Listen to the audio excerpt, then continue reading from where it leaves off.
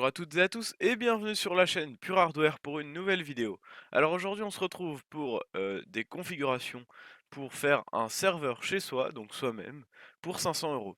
Donc c'est parti, on va commencer avec la configuration AMD. Donc comme processeur on a pris un AMD A10 7850K Black Edition 3,7 GHz. Alors pourquoi celui-là et pas un autre? Tout simplement parce que c'est un A10 donc il est très très bon. De plus, il a un chipset, un bon chipset graphique, hein, un Radeon R7, c'est pas mal. Donc on est assez tranquille au niveau de l'écran, même pour un serveur, hein, faut faire attention, ça peut compter. Mais là vraiment il n'y a pas de souci.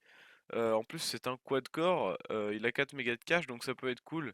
Donc franchement, enfin surtout pour un serveur c'est bien. Donc franchement voilà, on a trouvé que c'était un bon processeur. En plus il est pas cher, hein, franchement. 112 euros pour ça, c'est donné. Ensuite, comme carte mère, on a pris une Gigabyte GA F2A 88X D3H. Alors pourquoi celle-ci? Eh bien, parce qu'elle est en FM2+, comme le processeur, elle a le bon socket. Elle a de l'USB 3, du 7 à 6. Et au niveau des sorties, elle a une VGA, enfin un VGA, un DVI et un HDMI. C'est-à-dire qu'on peut brancher presque tous les écrans qu'on a à notre disposition de nos jours. Seuls les displays ne peuvent pas se brancher là-dessus, mais c'est rare quand même que les gens aient des displays. Donc franchement, là, c'est une bonne carte mère puisqu'elle a ces trois sorties qui sont bien pratiques. Ensuite, comme mémoire RAM, on a pris 8 Go. Alors on aurait pu prendre 16, mais je pense que pour un serveur c'est un peu useless. Donc on a pris 8 Go en 2x4 évidemment, de la Crucial Ballistix Sport. Voilà, il n'y a pas grand chose à dire je pense. C'est de la bonne mémoire RAM, hein, c'est ce que j'ai en 16 Go. Donc là c'est en 8, mais voilà, il n'y a pas de souci là-dessus. On ne va pas s'y attarder. Et bon prix d'ailleurs, un bon prix pour les mémoires RAM. Ensuite, au niveau du ventirad, on a pris le classique, le Be Quiet Pure Rock. Très bon ventirad à 35 euros. Franchement, il n'y a pas de souci, hein. Donc voilà. Ensuite, comme disque dur, on a pris deux disques durs. Pourquoi deux? Eh bien, parce qu'on va pouvoir faire du RAID. Ce qui va permettre en fait soit de les additionner, mais je vois pas l'intérêt. Donc faire un disque dur de 2 Tera avec ces deux-là, mais je vois pas l'intérêt. Non, l'intérêt, je le vois sur le RAID, je ne sais plus malheureusement quel est le chiffre, mais vous pourrez trouver sur internet. C'est le RAID qui permet en fait de faire comme s'il y avait, pardon, que l'OS fasse comme s'il y avait un seul disque dur. Et en fait, lorsque vous écrivez, par exemple, là, vous faites un fichier sur ce disque dur, ça va le copier automatiquement sur ce disque dur-là.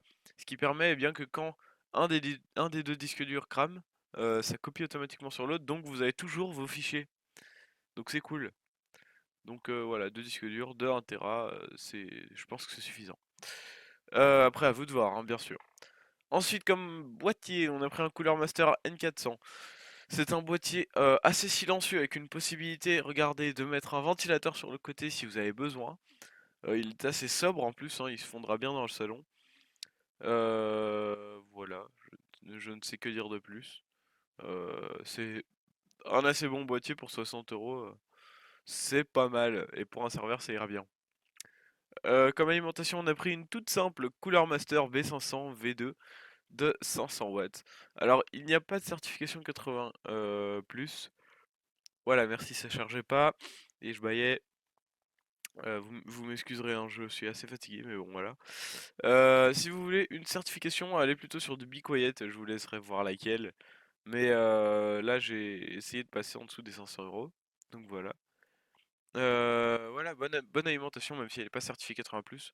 Ce qui est pas forcément génial, c'est clair, mais après, ça va, elle est pas mal non plus. 500 watts, ça m'étonnerait que vous les atteigniez au vu du fait qu'il n'y a pas de carte graphique et que c'est pas le processeur qui va consommer 500 watts d'un coup, hein. Donc voilà pour la config AMD, et donc on va passer sur la config Intel.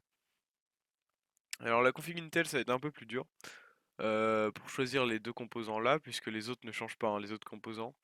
Euh, Mais en gros, le Core i3 4170, c'est un bon Core i3, donc voilà, on est sur 505 euros.